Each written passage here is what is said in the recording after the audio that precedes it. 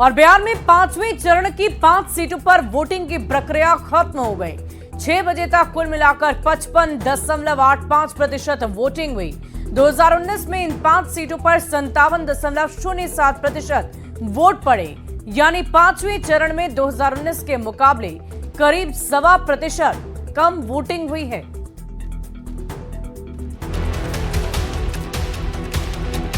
Seal होती electronic voting मशीनों की इन तस्वीरों के साथ लोकसभा चुनाव के 5वें चरण की वोटिंग प्रक्रिया पूरी हो गई है। बिहार की 5 सीटों पर शाम 6 बजे तक 55.85% वोटिंग हुई है। 2019 में इन 5 सीटों पर 57.07% वोट पड़े थे, यानी इस बार 2019 के मुकाबले करीब 1.25% कम वोट पड़े हैं। सीट वाइज वोट परसेंटेज की अगर बात कर लें तो बिहार की 5 सीटों में सबसे ज्यादा मुजफ्फरपुर में वोटिंग हुई है। मुजफ्फरपुर में शाम 6 बजे तक 58.10% वोट पड़े, जो 2019 के मुकाबले करीब 2% कम है। मुजफ्फरपुर सीट पर 2019 में 61.00% वोटिंग हुई थी। यहाँ पर सीधा मुकाबला बीजेपी के राजभूषण निषाद और बीजेपी से कांग्रेस में आए अजय निषाद के बीच है। अजय निषाद 2 बार मुजफ्फरपुर से बीजेपी के टिकट पर सांसद रहे हैं। टिकट कटने के बाद अजय निषाद ने कांग्रेस ज्वाइन कर ली और कांग्रेस के टिकट पर चुनावी मैदान में उतरकर मुजफ्फरपुर के चुनाव को और भी ज्यादा दिलचस्प बना दिया। सीतामढ़ी में शाम 6 बजे तक 57.55% वोटिंग हुई। 2019 में सीतामढ़ी सीट पर 59.08% मतदान हुआ था, जो इस बार के मुकाबले करीब 1.5% ज्यादा है। सीतामढ़ी में जेडीयू के देवेश चंद्र ठाकुर का मुकाबला आरजेडी के अर्जुन राय से हुआ है। 5वें फेज की सबसे हॉट सीट रही हाजीपुर और सारण। सारण में लालू प्रसाद की बेटी रोहिणी आचार्य और बीजेपी के वर्तमान सांसद राजीव प्रताप रूडी के बीच मुकाबला है। सारण में शाम 6 बजे तक 54.50% वोटिंग हुई, जबकि सारण लोकसभा सीट पर 2019 में 56.48% वोटिंग हुई थी, जो इस बार के चुनाव से करीब 2% ज्यादा है। 5वें फेज की दूसरी सबसे चर्चित सीट है हाजीपुर। हाजीपुर सीट की चर्चा खूब हो रही है। खुद प्रधानमंत्री नरेंद्र मोदी ने रैली करके खुले मन से एनडीए उम्मीदवार चिराग पासवान के लिए लोगों से वोटों की अपील की। हाजीपुर में शाम 6 बजे तक 56.84% वोटिंग हुई, जबकि हाजीपुर लोकसभा सीट पर 2019 में 55.22% वोटिंग हुई थी, यानी इस बार हाजीपुर में 2019 के चुनाव से करीब 1.5% ज्यादा मतदान हुआ है। 5वें फेज के चुनाव में 5वीं सीट है मधुबनी। मधुबनी में शाम 6 बजे तक 52.20% वोटिंग हुई। 2019 में मधुबनी सीट पर 53.72% वोटिंग हुई, जो इस बार के चुनाव से करीब 1.5% ज्यादा है। मधुबनी में बीजेपी के अशोक कुमार का मुकाबला आरजेडी के अली अशरफ फातमी से है। बीजेपी से 2019 में भी अशोक यादव ने जीत दर्ज की थी। बिहार की इन 5 सीटों पर वोटर ने अपना फैसला सुना दिया है। 82 उम्मीदवारों की किस्मत ईवीएम में कैद हो चुकी है। किसे जनता ने आशीर्वाद दिया है, ये 4 जून को पता चलेगा, जब इलेक्ट्रॉनिक वोटिंग मशीनें खुलेंगी और वोटों की गिनती लगातार होती रहेगी। Bureau report, news 18। और अब जरा 5वें चरण की वोटिंग परसेंटेज को आपको समझाते हैं। 5वें चरण में बिहार की 5 सीटों पर शाम 6 बजे तक 55.85% वोटिंग हुई है और 5वें चरण का रण 2024 में यही देखने को मिला। मधुबनी की अगर हम बात कर लें तो मधुबनी में 2024 में 52.20% लोगों ने अपने मताधिकार का प्रयोग किया। वहीं सीतामढ़ी में 2024 में 57.55% लोगों ने अपने मताधिकार का प्रयोग किया है। हाजीपुर में 2024 में 56.84% लोगों ने अपने मताधिकार का प्रयोग किया। वहीं मुजफ्फरपुर में 2024 में 58.10% लोगों ने अपने मताधिकार का प्रयोग किया है। सारण आपको लिए चलते हैं। सारण में 54.50% मतदाताओं ने अपने मताधिकार का प्रयोग किया है। अब जरा 2019 के मुकाबले 2024 की वोटिंग को समझ लेते हैं। सबसे पहले 5वें चरण में बिहार की कुल मिलाकर 5 सीटों में वोटिंग हुई और वोटिंग का क्या प्रतिशत है वो आपको इस बार ग्राफ के जरिए, पाई चार्ट के जरिए समझाते हैं। पांचवें चरण का रण 2024 और 2019 का मुकाबला करेंगे। 2019 में अगर हम बात करें तो 55.85% लोगों ने 2024 में अपने मताधिकार का प्रयोग किया, वहीं 57.07% लोगों ने 2019 में अपने मताधिकार का प्रयोग किया था।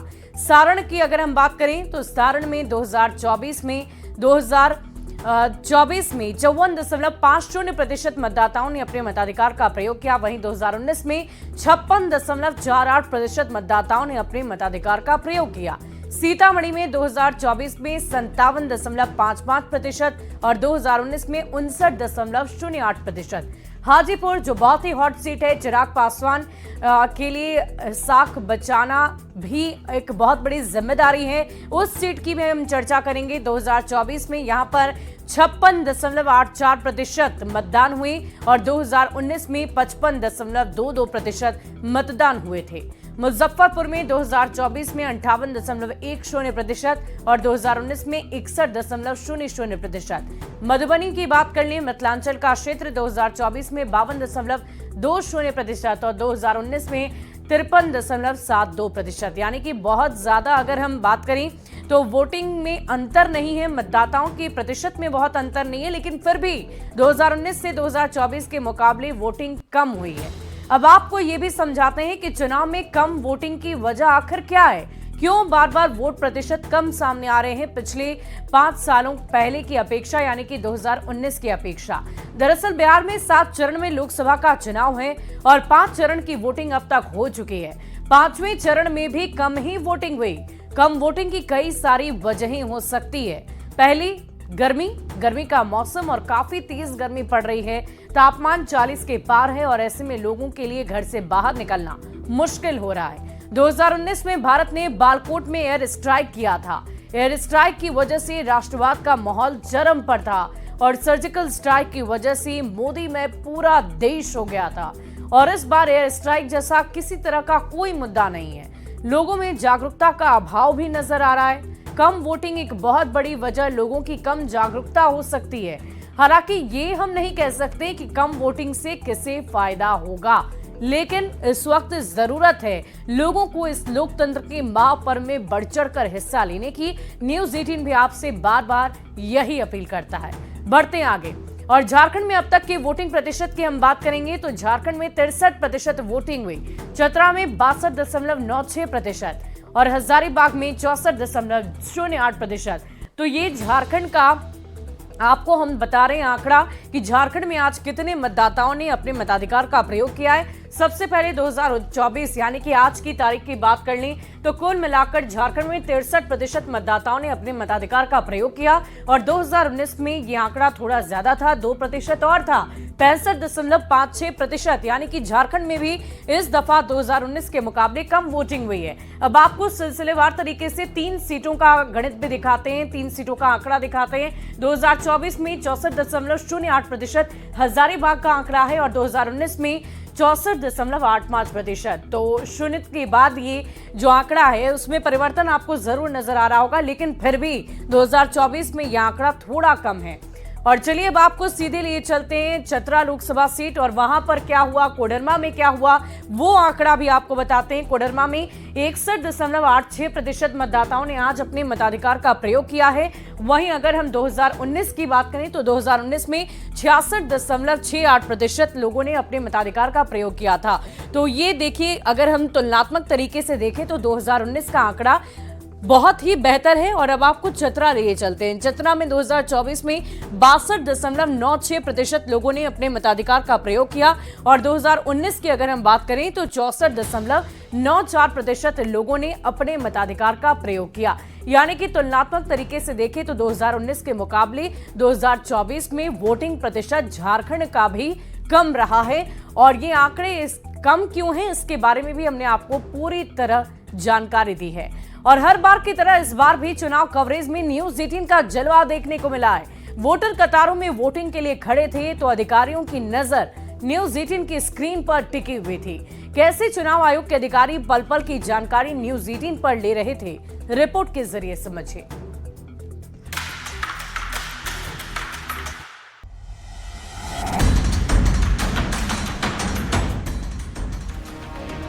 चुनाव का मतलब न्यूज 18। ये हम यूं ही नहीं कहते, कोई भी चुनाव हो हमारी कवरेज सबसे तेज और सटीक होती है। तभी लोकसभा चुनाव के हर फेज में हम दूसरों से काफी आगे रहे। वोटर ही नहीं, चुनाव आयोग के अधिकारी भी हमारी टीवी स्क्रीन पर ही नजर टिकाए हुए थे। ये तस्वीरें मधुबनी जिले की हैं, जहां जिला समाहरणालय में कंट्रोल रूम बनाया गया था। यहां भी न्यूज 18 का जलवा देखने को मिला। डीएम खुद पूरी खबर पर नजर बनाए हुए थे। जिलाधिकारी के साथ ही इलेक्शन ड्यूटी पर तैनात कर्मचारी